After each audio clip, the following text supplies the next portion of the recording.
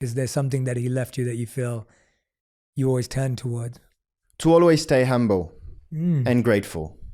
I think these are the two words that he always Wow. said, because even when I was 6 or 7 years old, I've had years that were extremely good for me at that age, where I used maybe doing 24 races and I would win 18 of the 24 races. And at that age, you get carried away, like I'm the best, and this is for me. I'll get to Formula One, and he was always there. Charles, you're only 6 years old. Formula One is a very long way, so you need to keep working, stay humble. It was always in a funny way that I was doing that. I've never been arrogant in a way, because I think it's a trait of our family. We are all like this, but yeah, I think these are the two words that I always keep and remind me of it, and especially the grateful part. Yeah. How do you stay humble when, like you said, you're racing the dream, you're driving Ferrari, like, life's great, like things are awesome, opportunities are everywhere. Like and I can feel it from you, by the way. I believe it. And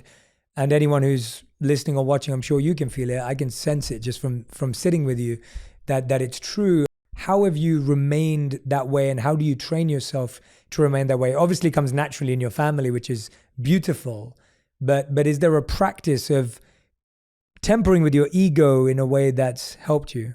Not really. Yeah. Not really. No.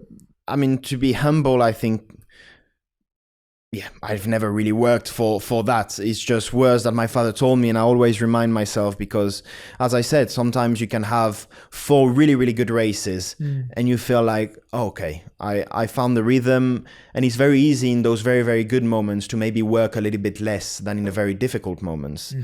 And this is maybe where sometimes I remind myself, Charles, yes, you are in a very good moment of your career, but that you still need to work as hard as in a very difficult moments, because all the people that are now struggling are going to work and going to catch up at one point. So you need to keep working as hard as possible.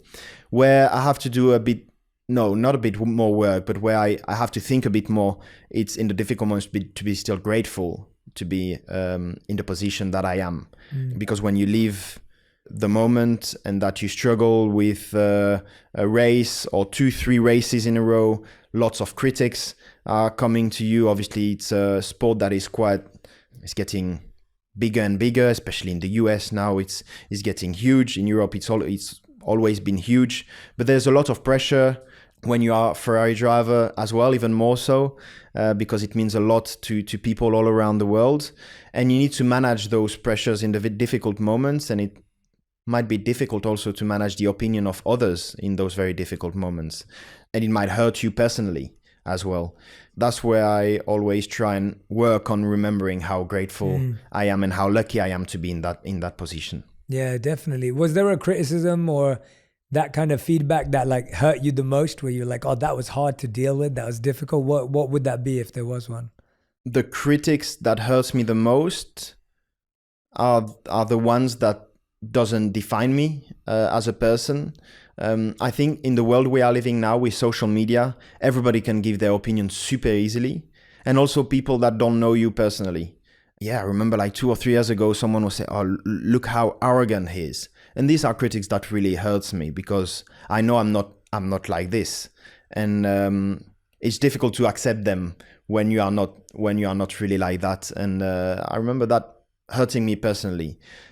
Then you always get critics on your driving, or if you do a mistake in a race or whatsoever. But this is part of the sport. This used to hurt me back, especially the first year in Formula One, because you get from a Formula 2 driver where there are no media, nobody talks about you, you do a mistake, and only my mum or my dad will say, okay, Charles, you did a mistake there, it's not good. Where you get to Formula One and then you are in the spotlight of absolutely everything. You do a mistake and hundreds or thousands of people are speaking about it on social media, which it takes a bit of time to get used